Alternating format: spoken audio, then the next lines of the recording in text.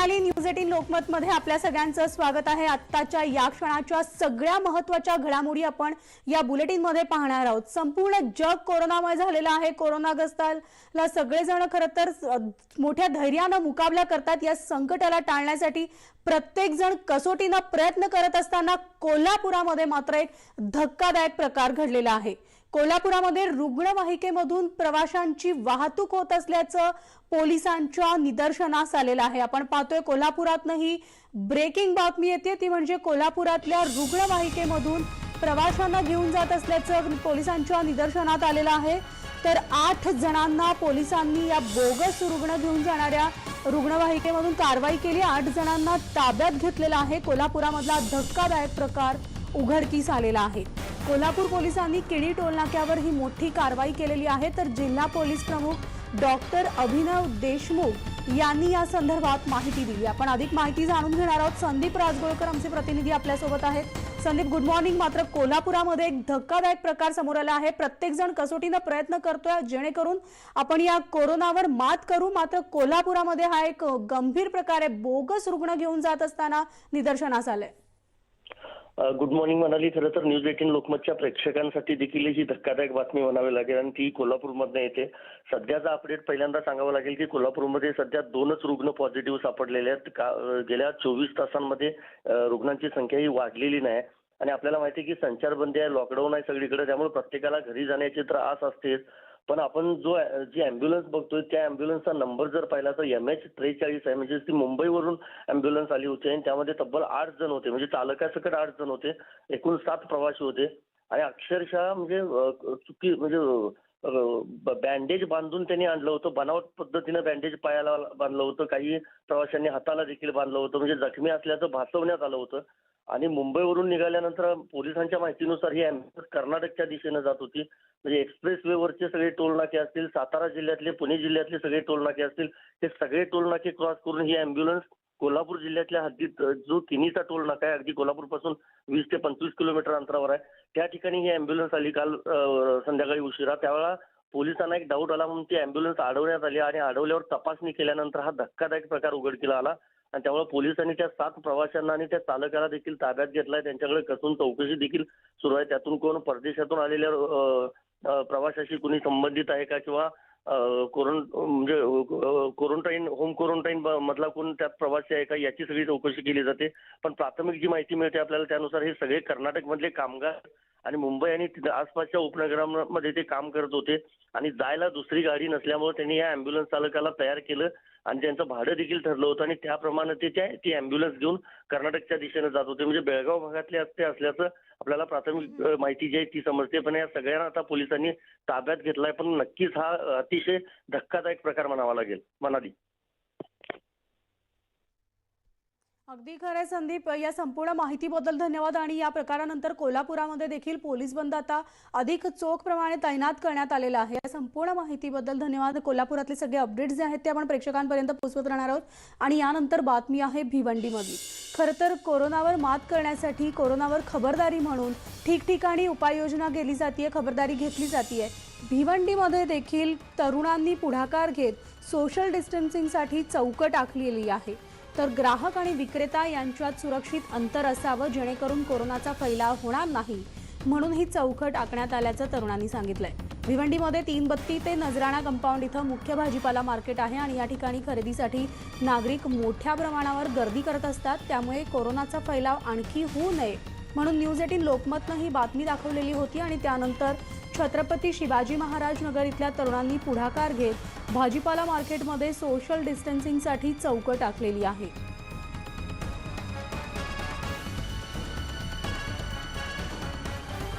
तर आपण अधिक माहिती जाणून घेणार आहोत। आमचे प्रतिनिधी रवी शिंदे आपल्या सोबत आहेत। थेट रवीकडे आपण जाऊयात। रवी, गुड मॉर्निंग। आणि आपण पाहतोय खरं तर ठिकठिकाणी सोशल डिस्टन्सिंगसाठी वारंवार सांगण्यात येते, तरीही नागरिक गर्दी करत असतात। भिवंडीमधनं आपण ही बातमी दाखवलेली होती आणि त्याचीच दखल घेत तरुणाईनं आता पुढाकार घेतलेला आणि तिथे चौकट टाकलेली आहे तिथल्या बाजारांमध्ये। भिवंडी तालुक्यातील सर्व गावातील जे नागरिक आहेत ते नागरिक पूर्ण भिवंडीमध्ये येतात आणि भिवंडी शहरामधील हे मुख्य मार्केट आहे, भाजी मार्केट आहे, तीनबत्ती येथे. आणि भिवंडीतील शहरातील संपूर्ण जे नागरिक आहेत ते सुद्धा त्याच मार्केटमध्ये येतात. त्यामुळं शेकडोच्या संख्येने सकाळी 4 ते दुपारी 1 वाजेपर्यंत हे मार्केट सुरू असतं. आणि कुठलाही तिथे आता कोरोनाची दहशत असताना सुद्धा कुठल्याही नियमांचं पालन केलं जात नव्हतं. संचारबंदी असताना सुद्धा मोठ्या प्रमाणात ते गर्दी होते. याबाबत फक्त आपल्या न्यूज 18 लोकमतनेच बातमी दाखवली होती.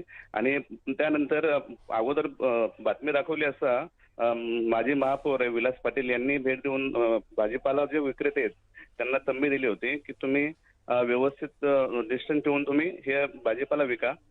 तरी पण त्यांनी ऐकलं नाही. त्यानंतर पोलिसांनी सांगितलं, त्याच्यानंतर पण म्हणजे भाजी विक्रेत्यांनी ऐकलं नाही, नागरिकांनी पण ऐकलं नाही. आणि अखेर पुन्हा आपण एक दुसरी बातमी लावल्याच्या नंतर येथील स्थानिक तरुण जे आहेत तर त्यांनी स्वतः पुढाकार घेतला आणि सो खर्चाने त्यांनी चौकट बनवून आणि स्वतः तिथे थांबून आता सध्याची स्थिती अशी आहे की स्वतः ते थांबून तिथे सर्वांना बाजूला करतायत आणि त्या चौकटमध्येच उभं राहून भाजीपाला खरेदी करा म्हणजे असं ते सांगतायत. आणि असं आता म्हणजे बाजारपेठेचं चित्र आपल्याला पाहावयास मिळतंय म्हणाले. अगदी बरोबर आहे रवी, या संपूर्ण माहितीबद्दल धन्यवाद. आणि आता बातमी ती म्हणजे एकतर महाराष्ट्र जो आहे तो कोरोना साथीच्या महत्त्वाच्या टप्प्यात आलेला आहे आणि त्यामुळे आता या पुढचे 15 ते 20 दिवस जे आहेत ते आपल्या सगळ्यांसाठी अत्यंत महत्त्वाचे आहेत. ही आपली एक परीक्षा आहे, ही कसोटी आहे आणि या कसोटीला आपल्याला धैर्यानं सामोरं जावं लागणार आहे. त्यामुळे डगमगून न जाता संकटाला धैर्यानं सामोरं जात सरकारनं ज्या सूचना दिलेल्या आहेत त्याचं काटेकोरपणे पालन करा. कृपया घराबाहेर पडू नका, रस्त्यावर गर्दी करू नका असं आवाहन करताना ही परीक्षा आपण पास झालो तर मग आपल्याला कोणीही थोपवू शकणार नाही असं मुख्यमंत्री उद्धव ठाकरे म्हणाले. आज उत्तर प्रदेश के मुख्यमंत्रियों फोन होता है कि उद्धव जी जरा देखिए, हमारे लोग कुछ आपके यहाँ हैं, वो यहाँ आना चाहते लेकिन आप उनकी जरा देखभाल करिए. आता हे एक संकट आहे, संपूर्ण देश विश्व ह्याच्यात ग्रासून टाकल्यानंतर सर्वांना मी सांगतोय की आपण जिथे आहात तिथेच थांबा, कुठेही कोणी जाण्याचा प्रयत्न करू नका. अगदी परराज्यातले सुद्धा मजूर किंवा कामगार जे आपल्याकडे आहेत त्यांची सुद्धा जबाबदारी आपलं सरकार घेतंय. तर आपण पाहतोय मुख्यमंत्र्यांनी त्यामुळे आता पुढचे 15 ते 20 दिवस अधिक काटेकोरपणे पालन करण्याचे आवाहन केलेलं आहे. आणि त्यानंतर आता राज्यातली कोरोनाची संख्या जी आहे, कोरोनाग्रस्तांची संख्या ही दिवसेंदिवस खरं तर वाढत चाललेली आहे. आता हा आकडा जो आहे तो 153 वर जाऊन पोहोचलाय. त्याचबरोबर राज्यामध्ये आतापर्यंत 5 जणांचा मृत्यू देखील झालेला आहे कोरोनामुळे आणि 24 जणांनी या कोरोनावर मातही केली आहे. तर एकूण 250 जणांना रुग्णालयात दाखल करण्यात आलेलं आहे.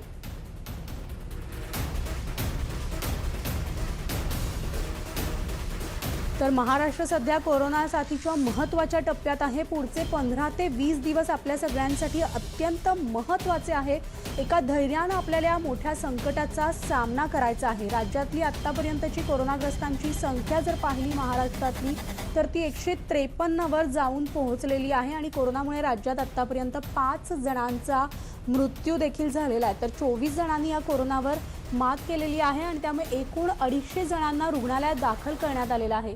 ज्या लोकांना क्वारंटाईनचे आदेश देण्यात आलेले आहेत त्यांनी खरं तर त्याचं काटेकोरपणे पालन करणं अत्यावश्यक आहे. कारण हे केवळ तुमच्या आरोग्यासाठीच सगळ्यांना सांगण्यात येते आणि म्हणून घरी राहा आणि सुरक्षित राहा असा सल्ला देण्यात येतोय. आपण अधिक माहिती जाणून घेणार आहोत. आमची प्रतिनिधी स्वाती लोखंडे आपल्यासोबत आहे. स्वाती, आपण पाहतोय राज्यातल्या कोरोनाग्रस्तांची संख्या दिवसेंदिवस वाढतीये. महत्त्वाच्या टप्प्यात महाराष्ट्र आता कोरोनाच्या येऊन पोहोचलेला आहे. त्यामुळे पुढचे 20 दिवस अधिक काळजीनं, अधिक दक्षतेनं नागरिकांना घ्यावे लागणार आहेत. सातत्यानं सरकार हेच सांगते की म्हणजे लोकांनी काळजी घ्या. काल मुख्यमंत्री उद्धव ठाकरेंनी पण सांगितलेलं आहे की आपण महत्त्वाच्या टप्प्यावर येऊन पोहोचलोय. जर आता आपण बघितलं की राज्याच्या आकडेवारीचा आढावा घेतला तर 153 जण आतापर्यंत पॉझिटिव्ह सापडल्यात. पैकी पेक्षा अधिक लोकांना डिस्चार्ज देण्यात आलेला आहे. तर 5 जणांचा मृत्यू झाला आणि या सगळ्यामध्ये म्हणाली आपण जर होम क्वारंटाईन तो 16,000 पैकी मध्ये म्हणून क्वारंटाईन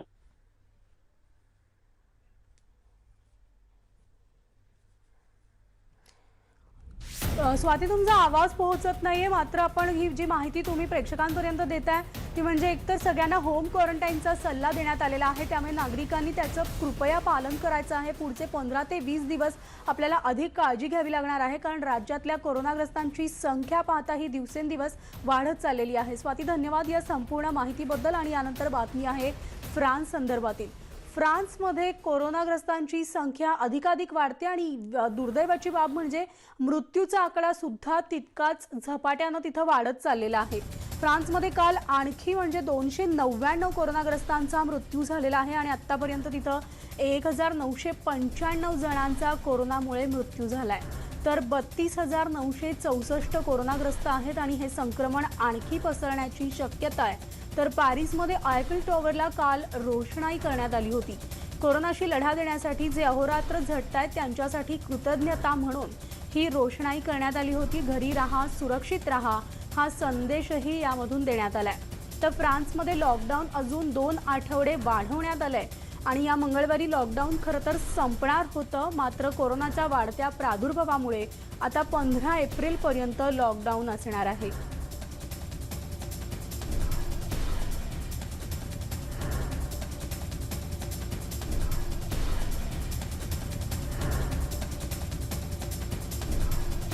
तर आपण पाहतोय कोरोनाग्रस्त रुग्णांसाठी डॉक्टर्स, त्याचबरोबर नर्सेस असे अनेक जण आहेत ते अहोरात्र मेहनत करतात, दिवस रात्र त्यांच्यासाठी आपल्या प्राणाची पर्वा न करता झटतायत आणि आपलं कर्तव्य बजावतायत.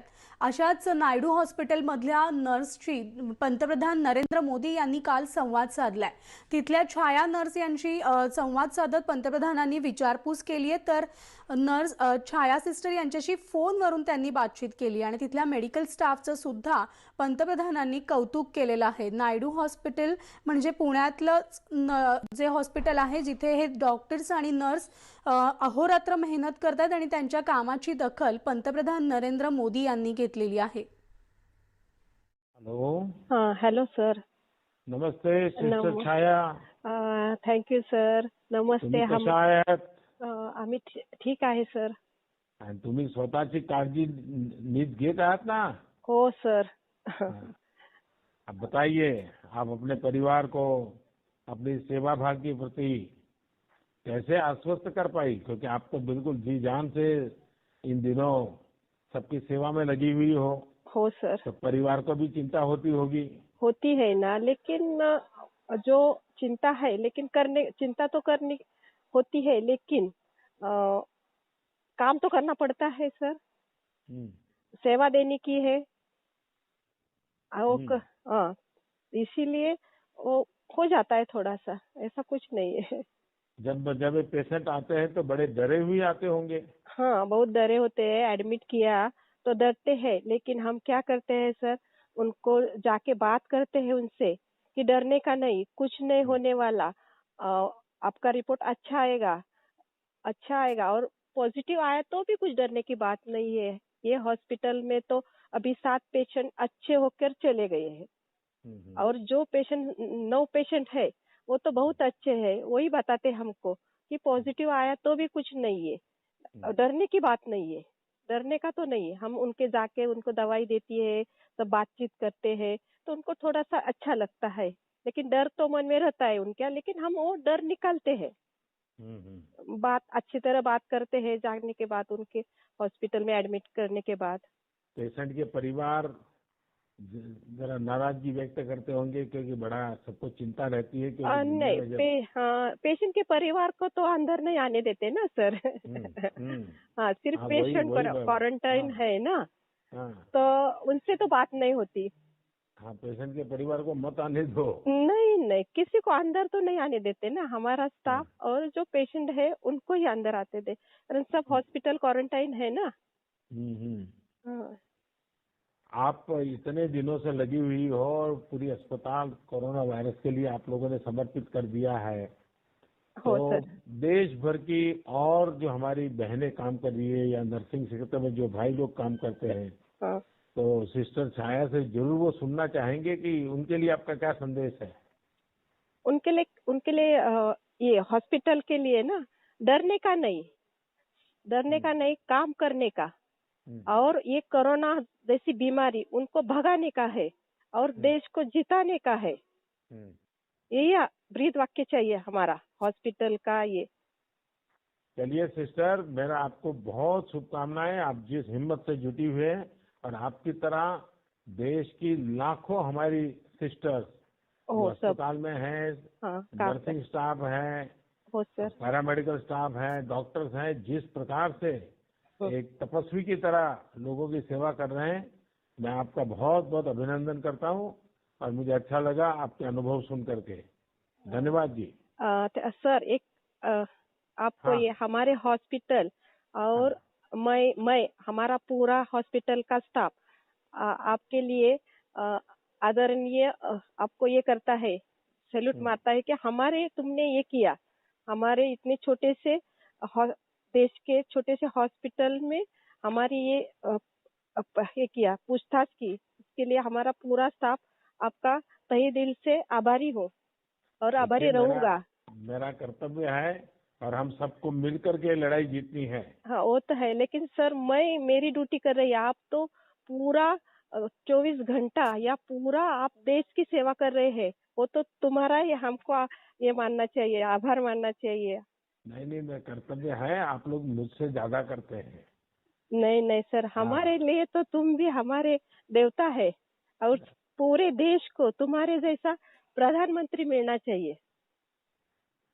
चलिए, बहुत बहुत धन्यवाद आपका, आपकी भावनाओं के लिए। परमात्मा आपको भी शक्ति दे और आप जैसी बहनों के आशीर्वाद मुझे और काम करने की ताकद देते हैं। बहुत बहुत धन्यवाद। Thank you sir.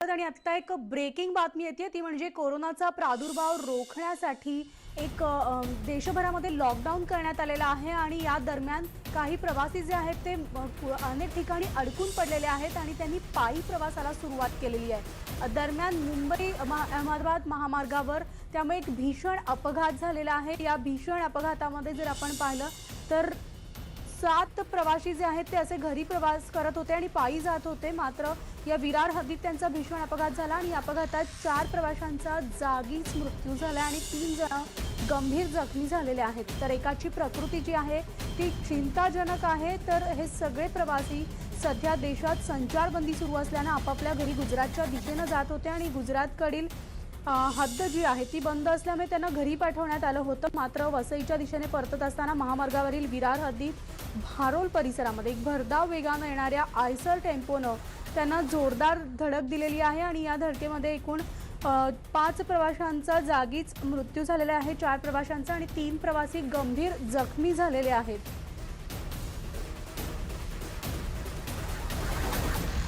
आणि आत्ताच एक ब्रेकिंग बातमी येते, ती म्हणजे राज्यातला कोरोनाग्रस्त रुग्णांचा आकडा जो आहे तो आता वाढलेला आहे आणि हा आकडा 153 वरून 159 वर जाऊन पोहोचलेला आहे। मुंबईमध्ये 5 नवीन कोरोनाग्रस्त रुग्ण आढळलेले आहेत, तर नागपुरामध्ये देखील आणखी एक रुग्ण आढळलेला आहे आणि आता हा आकडा राज्यातला 159 वर जाऊन पोहोचलेला आहे। खरं तर काल मुख्यमंत्री उद्धव ठाकरे यांनी सांगितल्यानुसार महाराष्ट्र आता कोरोनाच्या महत्त्वाच्या टप्प्यात आहे। पुढचे 15 ते 20 दिवस अत्यंत काळजीपूर्वक आपल्याला सगळ्यांना राहावं लागणार आहे आणि सावधानतेचा इशारा सुद्धा देण्यात आलेला असताना आता कोरोनाग्रस्तांच्या आकडेवारीमध्ये राज्यात वाढ झालेली आहे। 159 वर आकडा पोहोचलाय। मुंबईमध्ये 5 नवीन रुग्ण आढळले, तर नागपुरामध्ये देखील 1 रुग्ण आढळलेला आहे।